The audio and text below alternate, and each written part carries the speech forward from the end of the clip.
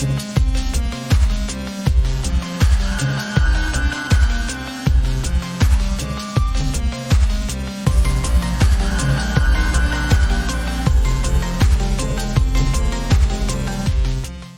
there, listeners, and welcome back to another episode of the Captain's Horror Meltdown. My name is Cammie, and I'll be your captain on this Jimp? I said Jimp. Well, whatever. A chimp. Ship. I'll be your captain on the ship. He is captaining a chimp. And I am joined, as always, by the ships. Oh. Quite a technical job this time round. Ah, no. Very niche. Super niche. Okay. In fact, I don't know if there's really a name for it. But what... So I'm joined by Jon, who's always at my side on the ship, on this journey. And Jon repairs... We've got quite a sort of antique, vintage chess computer that... It happens to both of us. There's only two of us on the ship, and we get quite frustrated sometimes. And sometimes we pour glasses of whiskey and ice into the inner workings of the chess computer when we get frustrated with it, and Jon fixes it. Very technical job. I'm quite worried about you running out of parts for it at some point. It's all right. Well, what you don't know is I don't actually really use any parts to repair it. Really? Yeah, cool. I just lick the booze off it. I kind of wondered if you might be doing that. You do get a few shocks, but you know, it saves a couple of pennies in the circuit boards and stuff, so that's fine. But you're getting paid for that job, though. You're getting extra cash for that role. I'll tell you what. When you want to start licking a live computer circuit board, then step ahead, man. I don't want to. It's fine. Well, there you go. Money well spent. So, thanks for joining Jon and I. We're both. It's quite late. This recording. It is. It's also the festive season. Yep. We're both, despite the fact that both of us have now technically stopped working, we appear to be working harder than ever before. I'm knackered. I've been at. God, it just sounds so ungrateful, really, doesn't it? But I've basically been at parties all day. You've been the captain, though, haven't you? You've been ferrying that ship. I've been driving the family about, and oh God. Anyway, Merry Christmas, everyone. Oh, yeah. I had a long day. I can't complain about yesterday. I had a long day, but there was something really bad involved in it. Right. You were boozing a lot yesterday, weren't you? Yeah, I think we started at 2. So we went to a mate of Alexander's best mate's parents' house. They do a yearly thing called Christmas Potluck, where everyone that comes brings a random dish of food.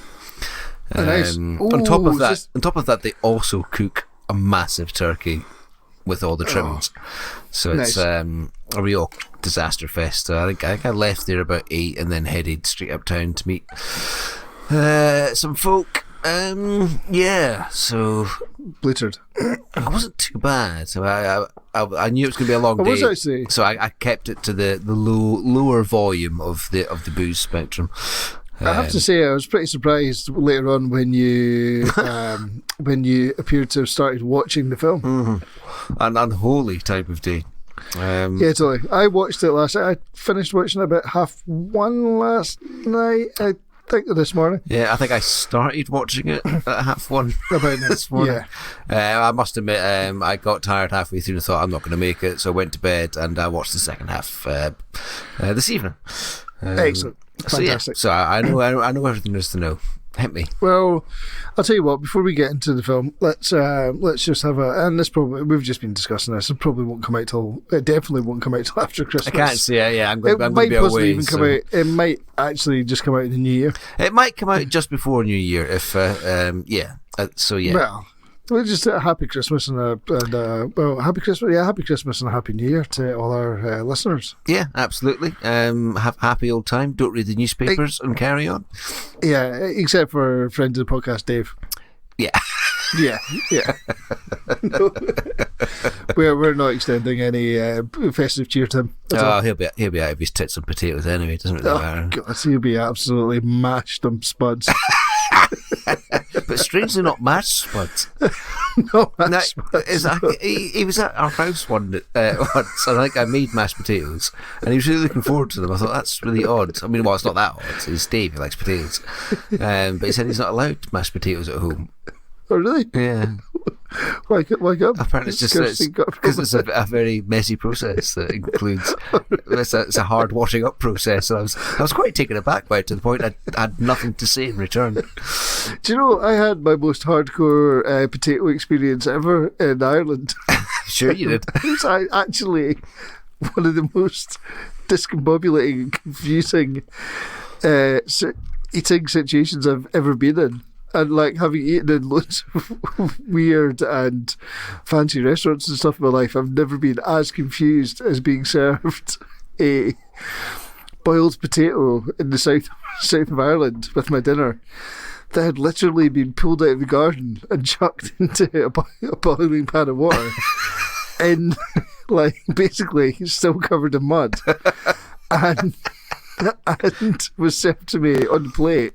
All the rest of the family had similar mucky spuds, and I had to actually sit and wait and see how they were going to eat them before I approached it. And it transpired basically what they did was they peeled the skin, the muddy skin back, and ate the lovely white fleshy potato in the inside. That is odd. It was really fucking intense, man. I still actually sometimes wonder if it actually happened, because the thing is, I was drinking so much booze at the time because I was in Ireland that, like, it may have been a spudge-related hallucination. But anyway, enough of that. Yeah, what are we on? What from sort of frozen wastelands, but we move on to a film about frozen wastelands. Absolutely, it's very Christmassy. It's very Christmassy, very festive, lots of snow. Yeah. This week we are talking about The Thing, and this is the next film in the chain for us. And the link is that. So last week last episode we talked about The Fly. Yeah. And The Fly is a remake of a 1950s film. Yeah, I was wondering, I couldn't remember how we'd come across it. That's fine, that works. And The Thing is also a remake of a 1950s film, which was in itself based on a novella, even a science fiction novella from even earlier on. So, The Thing, John Carpenter, 1982, and the link in the chain is a remake of The Thing from Another World. Yes. Which was the 1950s film, which actually, somewhat surprisingly, I have actually seen. Well, many moons ago. Yeah, I've seen it once. I think I watched it after I'd seen the remake. And it was just okay. Yeah. Yeah, totally. I think I watched it when I was very young as well, and that's just not. It just wasn't going to work for me. Yeah, it doesn't really cut it really for me. But it still does have, they do find the body in a block of ice and blah blah blah blah blah. So yeah, it does have quite a lot of links there. But anyway, yes. So hopefully, I'm really genuinely hoping that as exciting as it would be for anyone that listens to this podcast to just be discovering The Thing for the first time, I think that certainly we're talking about such a classic here that I hope that all the listeners are very well versed in it. Yeah, I think sometimes you get films like that, and it always surprises you when someone says, "Oh, I've not seen that," but surely The Thing cannot be amongst that. It can't be. Well, exactly. It just can't be. No. So yeah, take us through it. Have you got your? I do have my letterbox. Always looking forward to it. They get shorter and shorter. What's this one going to hold? Well, it's pretty short actually. So okay. Yeah, and it's The Thing, 1982, directed by John Carpenter, and then a wee reminder that the tagline at the time was "Man is the warmest place to hide." Actually invented by I've done a little research in my time sitting here alone waiting for you. Sorry about that. Yeah. And actually, the tagline was the same guy that did the "In Space No One Can Hear You Scream" from Alien. Oh, lovely. Yeah. And was he the same guy that did the infamous tagline in space, no one can eat ice cream. I think someone Carpenter's might have Space. just riffed on that, to be honest. Oh, right, okay. Yeah, fair enough. I'd fair be enough. surprised. Are we talking about a guy that all he does is write taglines? Yep. It's just a market man. Nice. I think so. I just know it's by the same guy. I don't know if that's his day job. Then fair play. Yeah, fair play to him. I'll Nice look one. into him, see what he's done. So the synopsis here from Letterboxd is: scientists in the Antarctic are confronted by a shape-shifting alien that assumes the appearance of the people it kills. So there you go. Again, There you go. does what it says in the tin. Totally. I mean, I think the film is so familiar to people that we shouldn't really spend any time really talking about the actual plot. I wouldn't say. No. Should we? I mean, the plot is basically that. Yeah, we're talking. Film starts off with a helicopter full of random people firing shots at a dog running through the Arctic wasteland, coming across an American base. Basically, the Norwegian helicopter explodes. And they look after the dog. Transpires that the dog is a shape-shifting alien. Good. Can assume the shape of any organic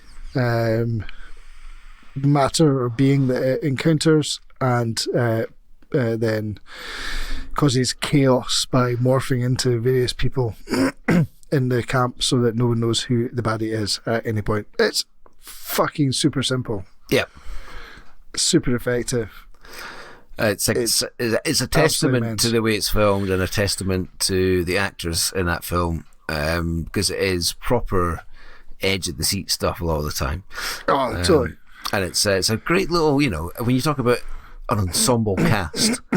Yeah. Well, there you go. But an ensemble cast of people, I wouldn't have recognised at the time. I don't think. Which also works in its favour, because you don't have they're just most of them appear to be like jobbing actors, which I kind of quite like. And even Kurt Russell can't have been that far into his career at this point, I wouldn't have thought.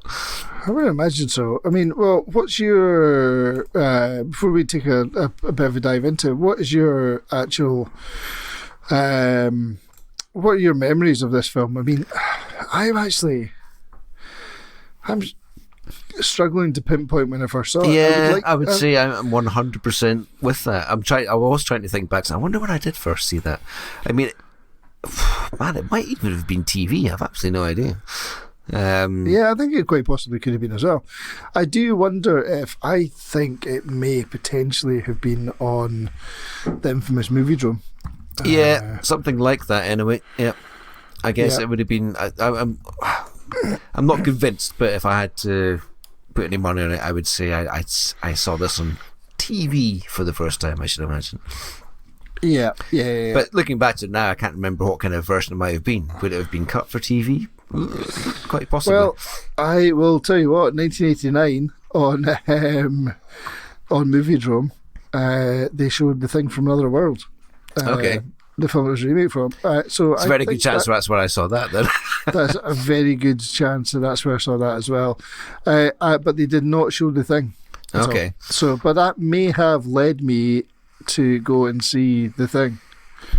I wonder if Channel 4 might have whacked it out at some point. But anyway. Oh, they might have done. I just can't. I mean, this is a film that I've been familiar with for such a long time that it just feels like part of the family, really. Yeah, it's as you say, it's just so ingrained in my film watching that it's just always been there. I can't actually pinpoint where it came in, but it just seems like it's been, as you say, part of the family for a long, long time. Yeah, I mean, I certainly owned it on VHS. I certainly owned it on DVD, and I now own it on Blu-ray. Well, I owned a previous Blu-ray, as I think you probably will have as well. Yeah, totally. Because this is not the first. This is not the first Blu-ray version that came out. I think the first one was like the Universal. Universal. Yeah. Oh God, I hate Universal Blu-rays as well. Yeah, we've been over this, but they are fucking terrible. God, they're a fucking nightmare. It's like they've tried to be clever and made a real mess of it. Oh yeah, I'm actually. I think that if it came out on a UHD 4K, I would. I don't doubt that I would pick it up. Yeah, well, it's been scanned from 4K, so yeah. Yeah, I'm actually surprised that I would have thought. I mean, there's been lots of talk about Arrow. So the version that both of us have watched this time round, and that we'll be talking about the whole time, is the latest Arrow video release. Both of us have the limited edition version of it, I think. Yeah. Although the print will be the same on any version that you get from Arrow, but. There's been lots of speculation about Arrow moving into the sort of UHD 4K disc world, and I mean, if they were going to have done it, this is the kind of thing that I reckon they would have dipped their toes in with. This, or actually potentially RoboCop or something fairly heavy hitting. Do you know what I mean? I mean, a lot of the recent stuff has been 4K scans, so you can only imagine they would at some point release it. But then again, do we even really know how popular? How much do they sell? I mean, that's the thing. I mean, there's especially over here. I know they're universal. There's no region coding on the format. But I mean, I now have the ability to watch them. I think we've discussed about it before as well. And I've only got a couple of 4K discs, Suspiria and Casino at the minute. But having a look through what's available. In the UK, certainly, it's like being back to the early days of DVD. Yeah, do you know what I mean? There's like hardly. I think there seems to be about 400 titles or something available. I bought a DVD player in the UK when there was 8 titles available, which is absolute insanity. Ahead of your time. Oh man, one of the first discs I bought was 6 Days, 7 Nights. Wow, what? Yeah, the Harrison Ford rom-com. What? Wow, that's a wild title to release early doors. It was one of the launch titles over here. There was almost nothing to release. So yeah, I think that my history of it is basically so far back. I will have watched it on TV, like probably normal TV for the first time, and then picked it up on VHS. And then a Universal DVD, a Universal Blu-ray, and now the Arrow disc. So I would say I was exactly the same. Yeah, and it's a film that is like endlessly watchable. Yeah, I would say. Totally. Even if you know exactly what's going to happen, it still is just a joy to watch. Oh. And we'll get into the disc later, but wow, it's become even more of a joy to watch. Well, exactly. Holy shit.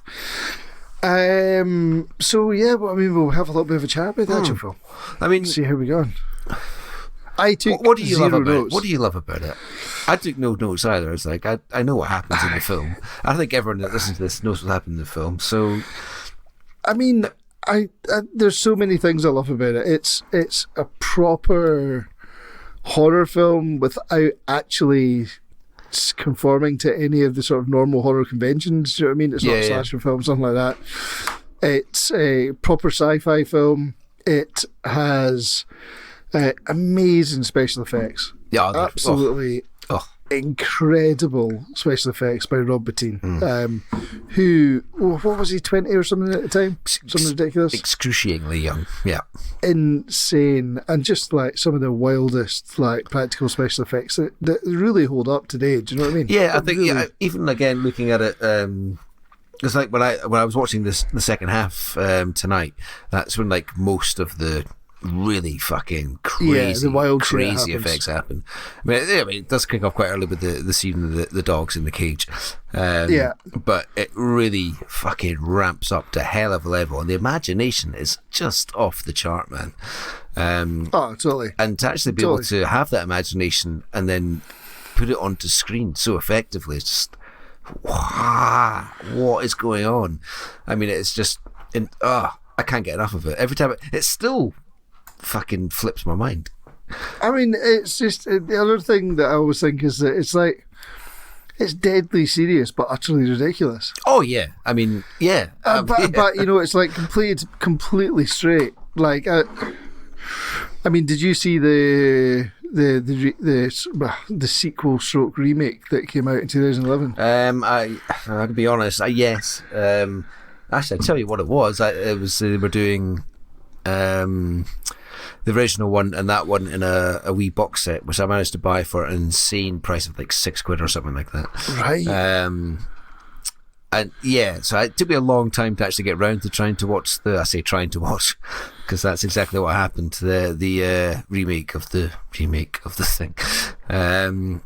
Yeah, it just feels like it completely fails. I did not like it. It just feels like it fails on many, many levels. And I mean, actually, that's one of the interesting things. I think that, a lot of people complained about, why do you need to remake The Thing? They obviously don't need to remake The Thing, but it's worth remembering that The Thing itself is a remake. Yeah. Do you know what I mean? As you said in the podcast before, remakes have been happening since the dawn of the cinema. Since the fucking dawn of cinema, exactly. Yeah. But yeah, it felt like it failed on like at every level. The remake of The Thing, it's just completely pointless. And it was very odd. I mean, I'd like to see some of the stuff that they got rid of because they started doing that remake with practical effects, and then I remember you telling me that. Yeah. And then decided to scrub them all out with digital effects. I was like, man. So that digital immediately just doesn't hold up, does it? Not for something like that. I mean, the organicness of the effects of The Thing are really one of its major selling points.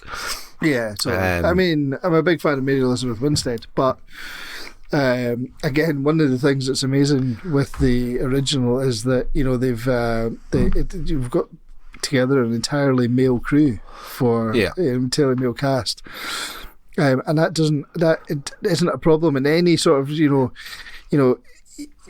can speak to even your sort of most modern millennial and get them to watch this film and we'd find no problems with the fact that it's an all-male crew. It just, lends itself to that setup. Do you know what I mean? Totally. So yeah, it seemed like a forced change in the remake, certainly. It did. But I mean, here's a question I've got for you. Okay. What kind of scientists are these guys? I've got to be honest. Last night before I was like, I'm tired, I'm turning it off. I'll start again tomorrow. At one point I was like, who the fuck are these guys? What is this? There's no real explanation of what they're doing there. No, it's just they're like scientists doing something, and then like most of them don't even seem to be scientists. Like, exactly. What is going on? They're basically a bunch of roughnecks, but there's no real it doesn't really matter, does it? I guess. No, it doesn't. That's the thing about it. It's such a thing I was thinking about. It's like, wow, what are these guys doing here? I don't think it matters. I guess it's just just let's crack on. Let's put that plot point to one side, and yeah, as you say, it never. I said it did dawn on me briefly, but I was like, well, who gives a fuck? I'm being entertained with this magnificent film, and it's it's just a plot device that these guys are here. They're doing something. We don't know what it is, and we don't care. And I mean, the action never, we never move. We never cut away to a city with a company worrying about their scientists. We never, there's no other world except for. Yeah, they seem to be very, which is beyond incredible. isolated, which obviously adds tremendously to the whole vibe of the film. Because there's no help coming. It's you're gonna have to see through this alien madness yourself, chaps, and try and figure it out. Well, I mean, there's been no radio contact for several weeks already before it all kicks off. So yeah, absolutely screwed. Yeah. But I mean, it just feels that all those sort of questions are I don't know how many times I've watched the film, and I was only just coming to that sort of way of thinking last night when I was watching it, thinking I'm going to have to record a podcast on it. It's never even come to mind. Do you know what I mean? You're introduced to these guys. It's like lightning pace. We start off, the action is literally happening at the start of the film as we start watching it. Bam, we're in there, and it never really lets up for the whole film. Yeah, I mean, even the what you would say slower parts are so drenched in tension that they don't feel slow at all. Because it is, it's quite a juxtaposition. You've kind of got the it's the film is very character driven, a lot of chat driven. You can imagine it as I can imagine it as a theatre piece. I can imagine it being done. Yeah, probably could as well. Yeah, I don't really know how you do the special effects or anything, but do you know what I mean? It's like set in such a confined space that you could easily. Yeah, it could just be a sort of character-based piece. Yeah, and I mean that's what makes it, and to start with, and then you've got this extra layer of just insane special effects that, as I've already said, are so imaginative it kind of blows my mind. And it's I don't think I've really ever seen anything like it since, really, to that extent. And don't get me wrong, it is unbelievably gory. I mean, insanely gory. It is wild, isn't it? If you look at it, it's like, holy shit. I mean, this is pretty brutal stuff. I mean, it's dark and unpleasant. Yeah, I think it's really interesting looking back into it. It's obviously we regard it as a horror masterpiece, rightly. Yeah. But I was really interested to read about the reception it got when it first came out. Well, this is interesting. Like, I mean, tell me what you found in this, because I've not had much of a chance to look into any of it. But right, I'm saying that it got absolutely like fucking terrible reviews at the time. Yeah, it got abused essentially. What the fight? It's almost impossible. I think to imagine what was going on. Yeah, it's there's all these like weird explanations for how it did badly, and one of them was E.T. Right? Like, what? It's like obviously E.T. and it came out roughly at the same kind of time. And I was like, oh, look at this lovely little alien, and then for some reason, oh no, people can't deal with this terrible alien. It's like, really? Is that what was happening in the 80s? This is fucked up. But yeah, it was, Carpenter, by one reviewer, was branded a pornographer of gore. God. And it was weird. The big reaction was that the violence and the gore was just completely unacceptable. And I was just like, what? But now everyone would say that's what is a large part of what makes the film. Yeah, I mean, I wonder if it was just an American thing or if this was worldwide. I mean, It seemed to be mostly American based, certainly. Yeah, I can't really imagine that I'd be very interested to see what the BBFC notes would say. Yeah, good sort of look at that. I mean, it's odd. I mean, and Carpenter goes back to it and says it kind of essentially destroyed his career. What is now his probably most revered film pretty much destroyed his career. Oh God, it's madness, isn't it? Absolute insanity. I mean, I think because he was signed up to Universal to make a certain amount of pictures, and then after, did they can him after this? Yeah, they paid him off. It's like no. So there's certain films he was meant to direct that he never got the chance to do. Shit. And he went on to direct some great stuff, but it's like, wow, after reading all this, it's like, wow, I wonder what would have happened if this critical reaction didn't happen in the first place.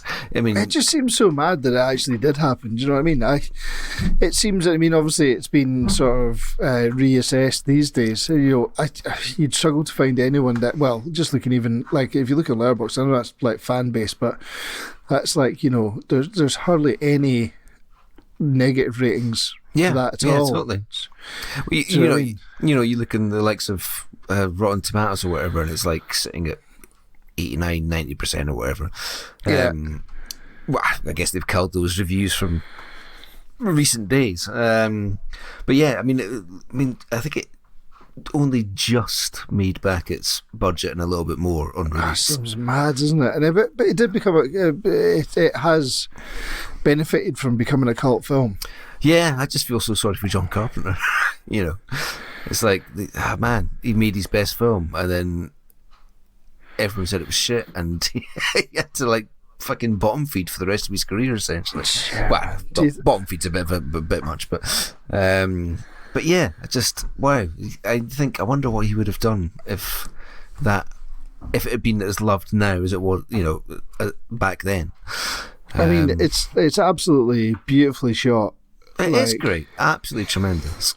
It's beautifully shot. It's like really well acted. The lighting's it's really fucking well tremendous. paced. The lighting's tremendous. Do you know? Yeah, it's fucking. I mean, The whole everybody thing. who worked in that film absolutely knocked it out of the park. No question about it. Yeah, and then a bunch of a bunch of. It does seem like it, it's a sort of collective, a sort of hive mind of critics attacking it. I just don't see a reason for attacking it. I mean, maybe people were just liking the sort of lovey-doveyness of E.T., the family-friendly alien action, but it's just weird. I mean, that's one of the biggest reasons cited why it failed. I'm just like, this baffles my phrase. I don't know what is going on with it. But you know, if that was the vibe at the time, then wow. Yeah, man. Well, it's only like 3 years after Alien came out, and Alien was pretty wild. You know, I think certainly at the time as well, the box office for horror films was dropping quite a lot. So that wouldn't have helped, I guess. I mean, I guess horror had the big resurgence with the sort of with VHS kicking off. Yeah, and people getting to watch horror back up. You know, taking horror back to the home. Really. Yep. Yeah. Shit. Wild. Absolutely. What are your favorite pieces in the film then? I think there is. I don't know how long the whole.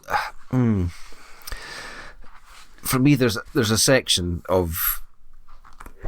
It's maybe the best 20 to 30 minutes of cinema you could possibly chance across.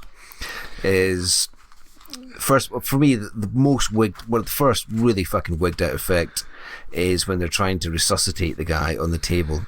I can't remember. Oh man, yeah. And, so and then his chest opens up with fucking massive teeth. Fucking bites the boy's hands off. Absolute chaos ensues. You get that wonderful effect of the head kind of slowly dripping off the table and then growing legs. Like, and running away. What's going on? And then you bang straight into that sequence where they're testing the blood. The theory being that the whole blood will react. Because every single cell is a part of the animal. Yeah. You go straight into that, and it's just like, whoa, Jesus Christ, what an intense period of cinema that is. And it is, and even when the blood reacts, it still makes me jump. Even though you know which monster's going to come, but it's just like so well shot, and it really leaps out at you, and the camera angle is great as well. So it's in your face. But yeah, that section for me is just. It's just absolutely incredible. It's perfect cinema. Incredible. Absolutely perfect. Yeah. You've got everything. For me, you've got everything in. You've got tension. The acting's tremendous. The effects are off the chart. Yeah. It's an insane section of film.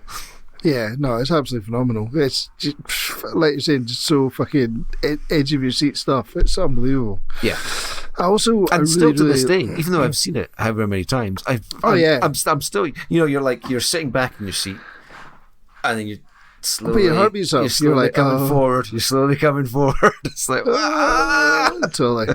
I know. Mad.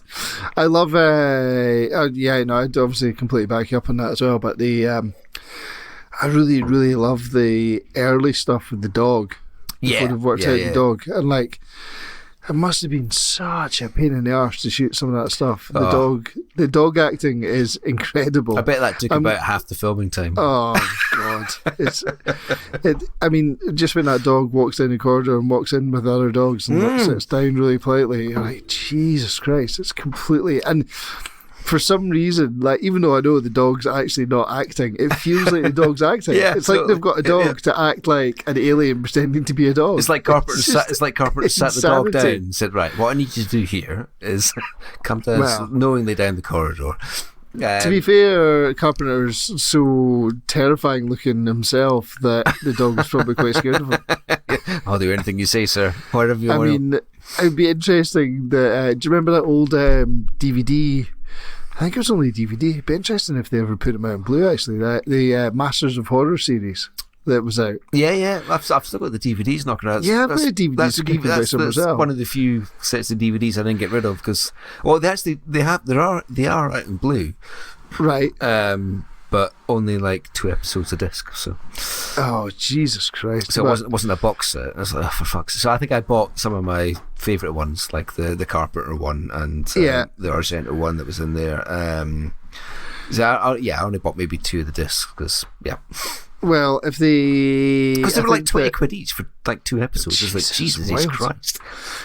I think if they had put pictures of the directors in the sleeve, it would have been true masters of horror.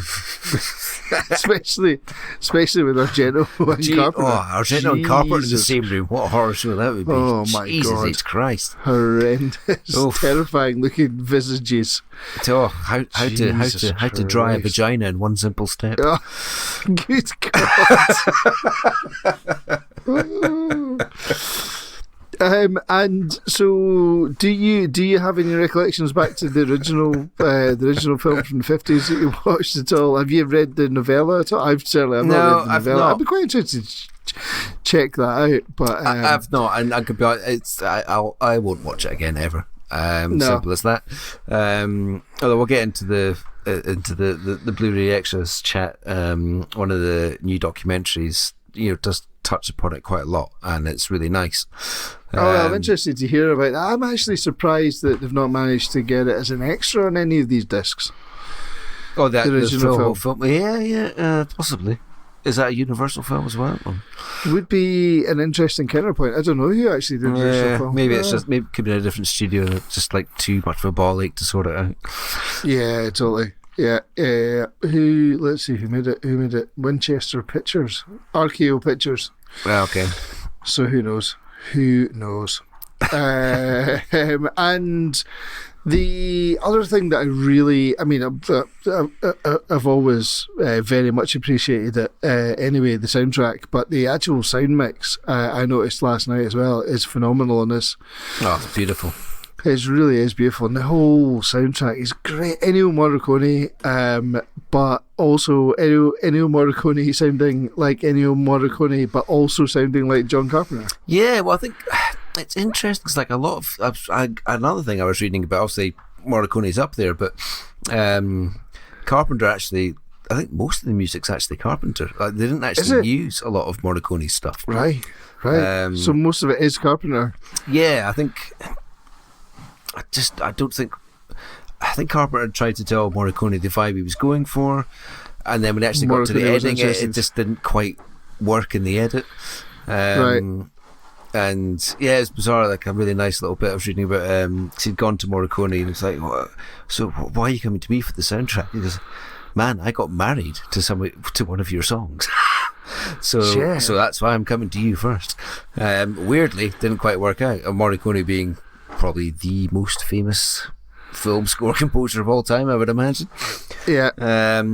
But yeah, oddly they didn't use a great deal of stuff, but weirdly,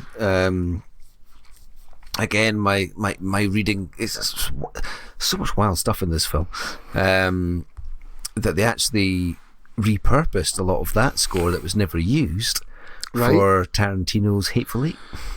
What, did they? Yeah.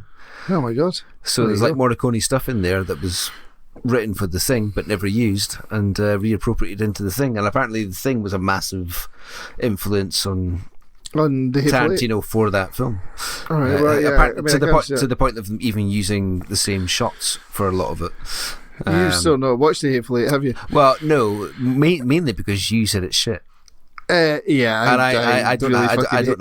really hated it. Yeah, I don't have the easiest time with Tarantino to start with. So for someone who likes Tarantino to say it's shit, I was like, oofed. Yeah.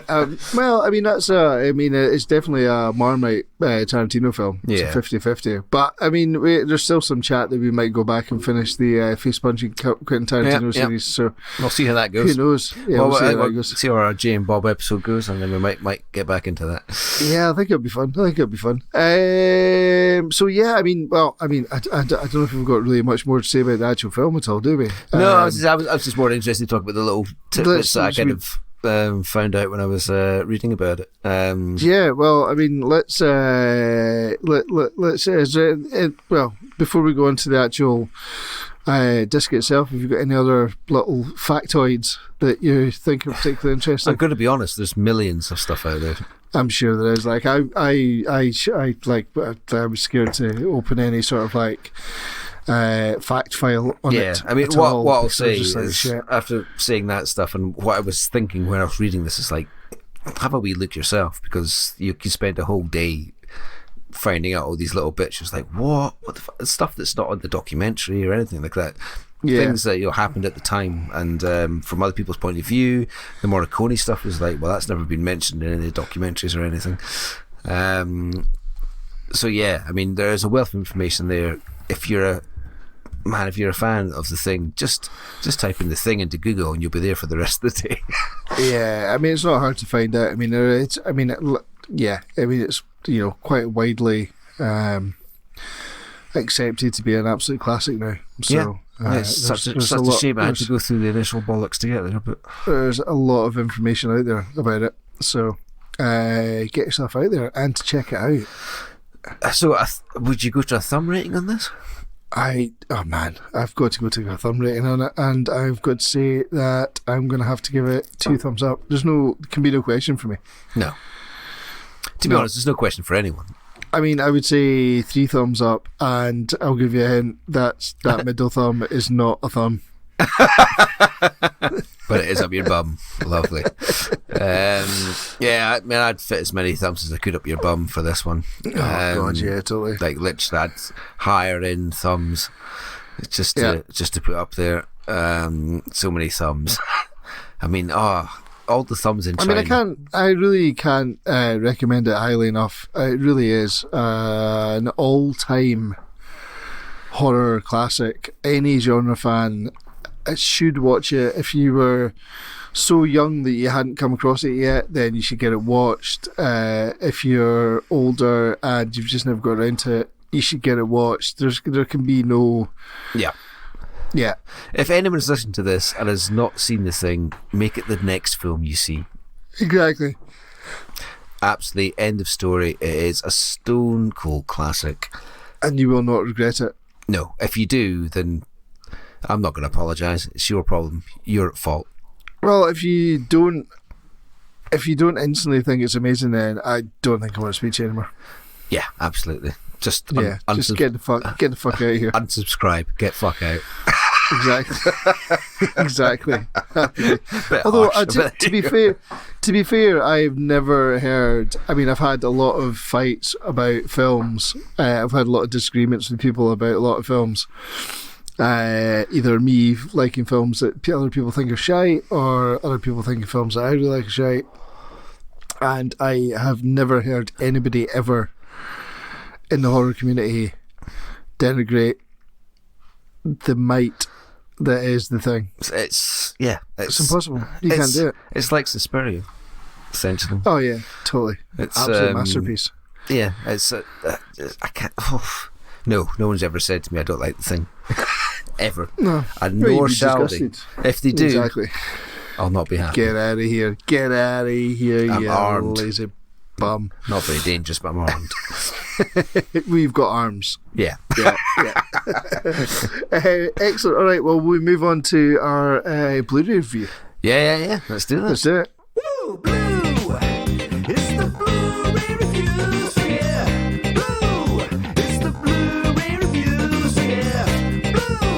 It's the Blu-ray reviews, yeah. Blue. It's the Blu-ray review. As we said, just actually, while it comes to mind, I remember talking about the soundtrack before. A lovely little feature that I've not checked out with the Arrow one, but on the Universal, the old Universal DVD and Blu-ray, I believe, right. A sort of almost like an Easter egg bonus was that the entire soundtrack played if you just let the disc play at the end. No, the menu, like the menu of the disc. If you just left, it just keeps on playing. It played the entire soundtrack. Right. Yeah, nice. Yeah, which is pretty cool. Yeah, first that was among my discs that was stolen, so I'm not be investigating that. I think I've still got the normal version as well. Jesus Christ, what like? Anyway, I think both of us snapped this up. I'm sure. I think a friend of the podcast, Dave, did as well. At the time, instantly snapped this up, and it was a very fast seller. Actually, the limited edition Arrow disc. Yeah, interesting though. It was very Definitely fast sold out, seller, didn't but it? I think it's this film for me. Let me just cross my legs. There we go. Signalled the death of flippers. Yes, no, it got because they raised it. They released it in high enough numbers that everybody that really wanted it got it. Mm-hmm. It was, I think, was there 8,000 copies went out or And something? 4, I think, actually, but Was it 4? Which still, I think like, of pretty big the release. one we've got, then there was a steel book as well, I think. Oh, right, okay, right, yeah. So yeah, I mean, the next day after it came out, eBay was absolutely swamped with new sealed. It's the thing. Yeah. But as you say, it's like everyone that kind of went out there to get it originally got it. And there was Exactly. like lots of people left with copies of the thing that were going to try and sell for probably 70, 100 quid or whatever. Couldn't actually shift it for the price they paid for it in the first place. Yeah, which is absolutely fucking tremendous. Yeah, made me laugh no end. Yeah. And I have to say that it is a really fucking lovely package. Stunning, absolutely. I mean, Arrow have really not. I mean, this is where our Arrow are now. Yeah. Back in the day, I mean, they've really matured into a fucking tremendous company, no question about it. Because certainly to the point that they've actually rectified some of the stuff they did back in the day, like some of the Argento releases. They've put back out again. Because now they command the power to actually get a print and scan it themselves, and they can afford to do that. Whereas back in the day, they'd be given materials. It's like, is that all you've got? They're like, yes. They wouldn't get the film print. They'd get a scan that someone in Italy had done for, say, an Argento film. But now they can go back and say, okay, that was the best we could do at the time, but now we can do this. And yeah, they're knocking it out of the park right now. These 25 quid for that package is fucking tremendous. There's no question about it. Yeah, and actually, bear in mind, if you're just going to get the normal disc, you're going to get all this. You're going to get all the visual material. Yeah. So I paid that bit extra for the bits and pieces that came with it, and it is a beautiful package. Postcards, poster, book. Tremendous. Man, I'm actually just looking at. I mean, I know that the sort of the heavy duty flippers did well.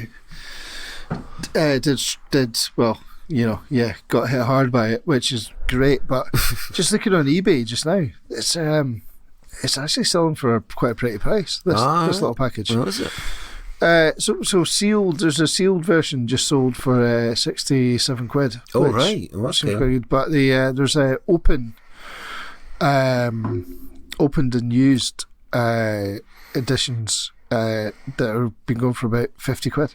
Wow, well, that's changed days. Like a year ago, that was very different. So there you go. I mean, people must be coming around to it again. But yeah, I mean, what a package it is. Really beautiful. I mean, this is a film as well that's had the same sleeve design for fucking eons. Yeah. And they've come out with a really beautiful slipcase design, newly commissioned design, but it's just absolutely fucking beautiful. Really heavy duty, heavyweight cardboard. Just really, really stunning. And then, we've got a book, we've got a poster, and we've got lobby cards as well. Yeah, I love the lobby cards. I always like this. If I could be arsed with these lobby cards, I'd put them into a nice display or something. Yeah. Because loads of cool little scenes from the film. I mean, there's loads of them as well. It's like 8 of the bastards. Yeah. I was talking about this just the other day.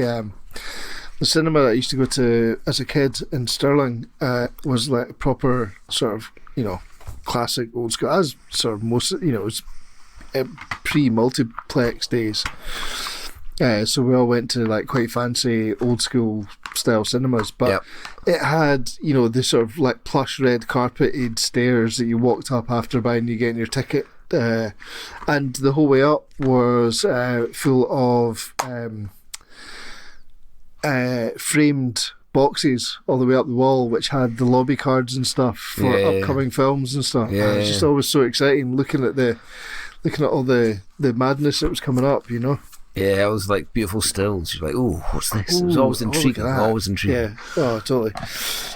But yeah, I mean, absolutely lovely package. I mean, these days, I don't actually do anything with any of these packages at all. They basically neither do I. They stay largely unopened.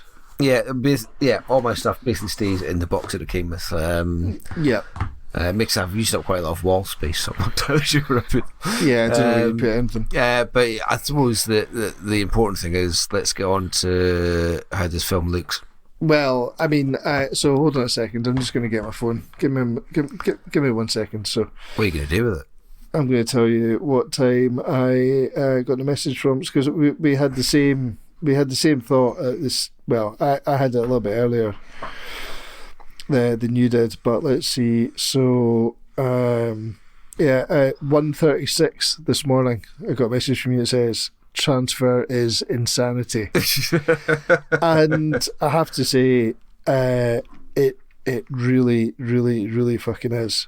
It is like almost instantly watching this. I mean, like I said, we've had this film multiple versions before, and this is a 4K scan from the original negatives, and holy shit, this film looks insanely good. It is unbelievable. I just couldn't believe it. I literally couldn't believe it. I mean, a restoration of a film this old should not look this good. Oh no, but fuck me. Don't get me wrong. There's there's bits of it that aren't great, but that's just down to the filming. There's a few soft scenes and things that have got a bit awry, but when it pops, which is 90% of the time, it is fucking incredible. Oh, it's wild. It looks absolutely wild. And when they're out there and it's super bright, super white during the day, it just looks unfucking believable. It looks like a new film. It does. Like it came out yesterday. It's fucking mental. Absolutely. Honestly, my jaw hit the floor watching this. Yeah. What is going on here? Well, it's funny when there was a bit of a back and forth on our little horror chat earlier on today with a friend of the podcast, Stevie. Why do I guess a friend of the podcast? He's done artwork for it, but he doesn't listen to it because he doesn't listen to podcasts. I don't think he understands what a podcast is. No, even if he did, I don't think he'd know how to get it. No, I think our podcast's available on VHS or DVD. No, Stevie. No. Sorry. No. But I sent a screenshot of the DVD. Oh, you never know. Get a wee VHS of all the episodes. Oh, that'd be great for a minute. I sent off. It had to be a long player anyway. Oh, totally. I sent in a sort of a snapshot from the DVD Beaver website of the UK DVD and the new Arrow Blu-ray, and it is unbelievable the difference. And he's like, yeah, it looks the same to me. Yeah, like, totally. Well, not only that, but the actual, if you saw the images side by side, one is also massively bigger than the other. Yeah, really, and a completely different colour. Yeah, God. I was gonna ask him when the last time he visited the opticians. I'm guessing it's a while. Yeah, totally. It looks the same to me. Right, okay, absolute insanity. No, it does. I mean, actually would like to see some sort of documentary on the scanning process for this or the restoration process. Oh, you say that now, but oh, I know. I've said it before that I like that sort of thing, but yeah, it really, really is an incredible work of art. The scan. I mean, I'm going to be honest. For me, it's the best restoration of a film I've ever seen. For me, yeah. I literally can't believe what they've done with it. It's And- fucking insane. Fully approved by Carpenter and Dean Cundy. The DOP, so- they were involved in it, which is Yeah. nice, which is not the case. So it is different. It does appear to be a different transfer from the American one. It was a 2K scan, I believe. Right, okay. And Carpenter wasn't involved in that. Right. So it might have been the same print, possibly. Right. Um, Just a different quality of scan. Yeah. But, really, it is. Just, it blew my mind. Yeah. Really, end of story. I don't know what else to say about it. No, it's brilliant. I highly recommend it. I mean, both of us watching it on projectors with surround sound, 5.1 surround. Is this 5.1 or is it 7.1 has been remastered? I think it was 5.1. No, 5.1. 5.1 in the original stereo. 5.1 DTS. And yeah, I really can't. Aside from the actual physical packaging with the booklet and the poster and the lobby cards and stuff, what you come in here for, I always think that. Yeah. Forget all the extras, forget the packaging, forget all that. What is the actual film? You're coming here to watch the film. What is the film? And yeah, it's flawless, absolutely flawless. Yeah, you won't see it better, ever. End of story. Totally. And talking about the extras, so you've had a little bit more time than me, so you've had a little bit of a deep dive in this. Not particularly deep. I've already delved into things that I thought would be interesting to me. There's one thing that I didn't get to watch, which I would quite like to.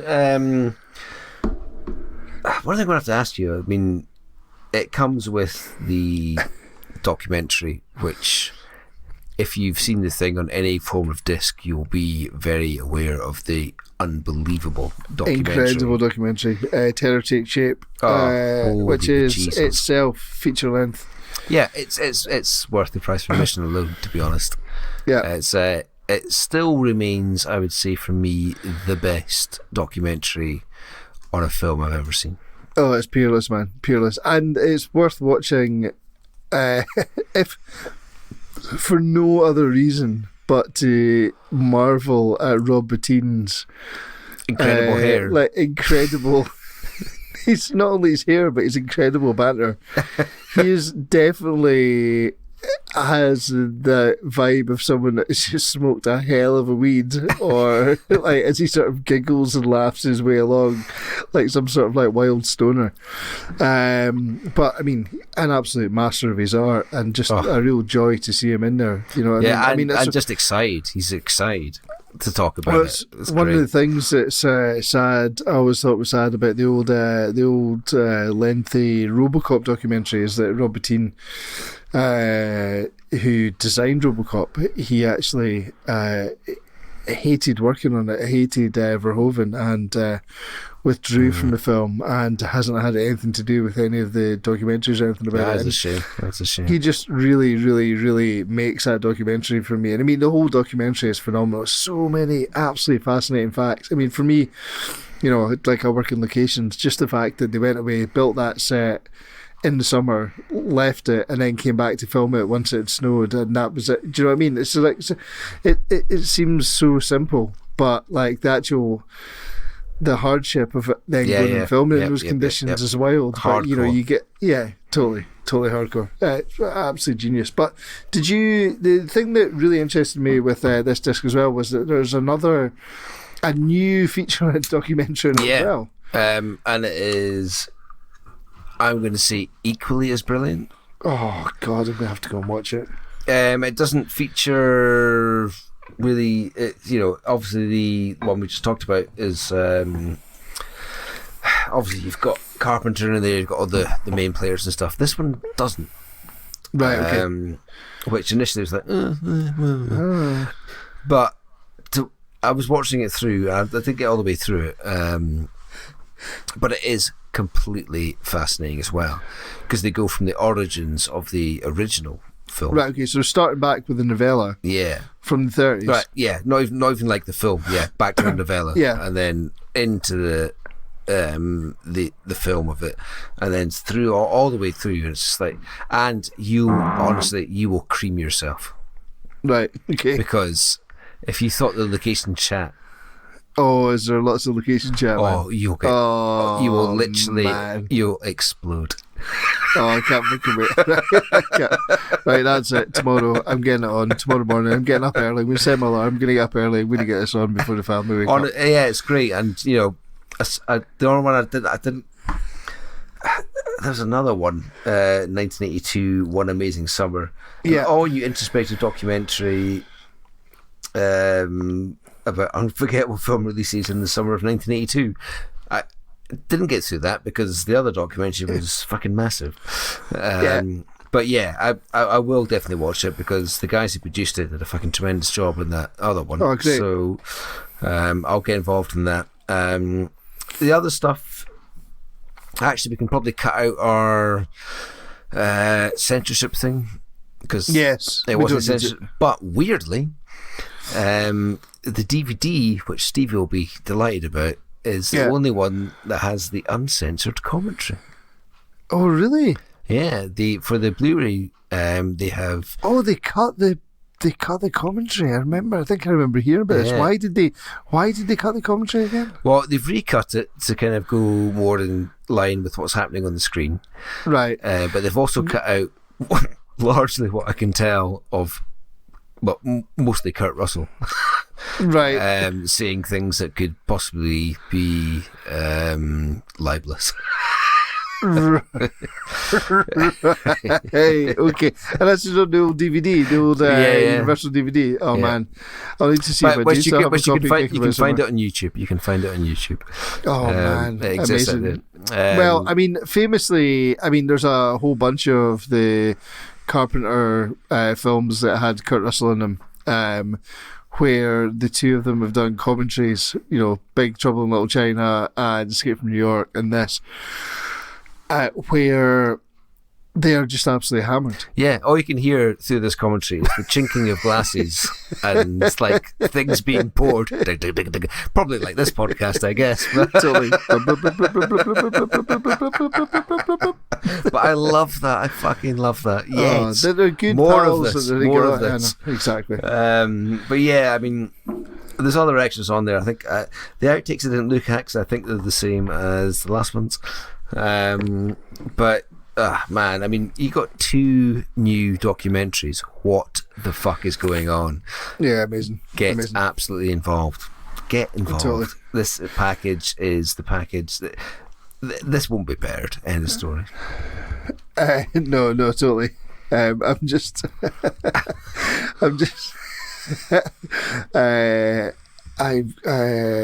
oh God, and I wonder if they're available online. Just reminded me of, so there's two James Bond commentaries that came out on the original laser discs and have been since banned. Oh, what? Yeah. So let's see. Well, in fact, it was 3 commentaries.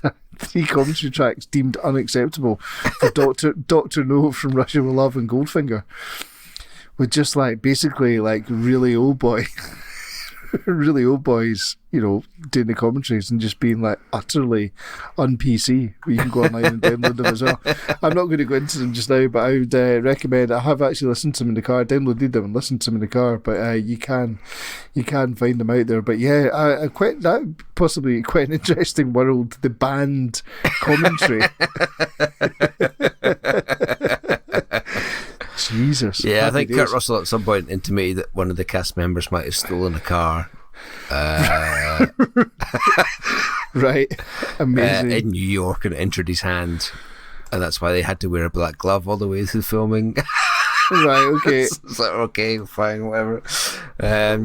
So yeah, Kurt Russell is always an interesting character to listen to, because he's very much on the bullshit side of things. He's probably just talking complete bullshit, but it's like, oh no, let's take that off. Just in case. Oh God.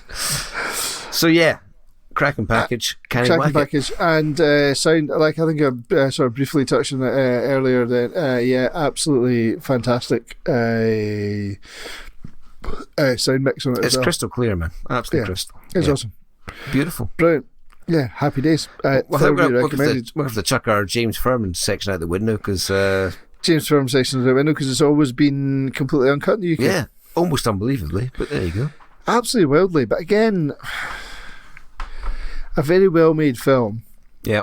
by a young but respected director that was, in the cinema wasn't likely to attract much attention from kids anyway who wouldn't be able to get in at the 18 level. Yeah. And we're talking the sort of science fiction world, do you know what I mean? So yeah. Fair play. Happy days. So, but yeah, I mean, what would you? So we don't really give them a thumbs up rating, but I'm going to give it 2 thumbs up anyway. I'm going to put all my thumbs up your arse right now. Oh, great! I'm loving it. I know. And love it or list it. I think I might keep hold of it, to be honest. Yeah. I think so. But if the price got much higher, then I may have. Oh, to be fair, actually, if the price got higher, I probably would sell it and then just buy the standard edition, which has all the same audio, visual stuff on it. Yes, that's true. That is true. Absolutely. Fantastic. Well, I think that brings us to the end, then, doesn't it? I think so. Superb. Excellent. We've been debating this. We debated this last time. Do we say what the next film's going to be, or don't we? I think we do, generally, yeah. Right, okay. Right. Just in grand. case anyone's mad enough to be listening along, which some mad people are. Some mad people that are madder than Mad Jack McMad. Yeah. Winner of the Mr. Mad competition. Yeah.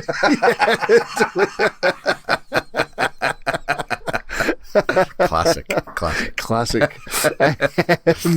So the last link in the chain was remakes. We actually give a shout out to some of our audience to see if anyone would like to come back with a link for us, and the link that came back was from friend of the podcast Dave. Yep. And was Keith David. Yep. But we're in a sort of multiple scenario again. So the link, we're going with Keith David. We're running with that. Thanks, Dave, for that. And we're going with The Thing. No, we're not. That's what we just done. They Live. Oh, that'd be amazing. I can put out the same episode again. That'll save me so much time. It's been a long day. I'm tired and emotional. So we're going with They Live. We're going with They Live. Which also has a fairly large Carpenter link. Which has a massive Carpenter link. Exactly. John Carpenter and Keith David are solid links there. And I'm thoroughly looking forward to that. Yeah. It's also bringing us into the dare I say it, the brave new world of the 4K UHD. Yes, which I can't watch, but no, but I can. So let's. You can watch it on your wee TV screen. Yeah, totally. Oh no, I think I'm going to do a comparison. I think I'm going to do a Blu-ray. How are you going to do that? I'm going to have. How them big's on the in telly? 2 different rooms at the same time. How big's the telly? 50 inch or something like that. How big's your projection screen? Probably fucking massive, like 3 meters. Probably like 200 inches at least. Yeah, something like that, yeah. I think a comparison might be tricky. No, but I'll be able to see what they look like. I know, but how close you have to sit to your BTV? Oh no, I have my nose right up against the TV. Don't you worry about it. Like my kids, essentially. Yes, exactly. Yeah. So I'll be sitting cross-legged with my nose against the screen. So yeah, we've got that to watch, which then we've already had some ideas floated for where we go after that. So that'll be an interesting I think one. there's a strong possibility. Yeah. If it hasn't happened already, when you're listening to this, we might come back with what's happening in 2020 in the horror film world. Yes, hopefully.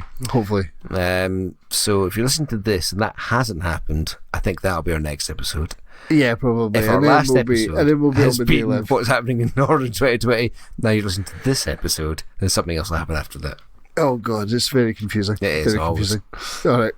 But well, I'll tell you what. I mean, you'll already have had a happy Christmas. You may not have yet had a New Year, depending. If you, I hope you have had a happy Christmas, and Yeah, if you absolutely. do have a happy New Year. Yeah. All the best for 2020, and thanks for listening. And we'll see you next time. Absolutely. Cheerio, bye. Cheerio. Bye.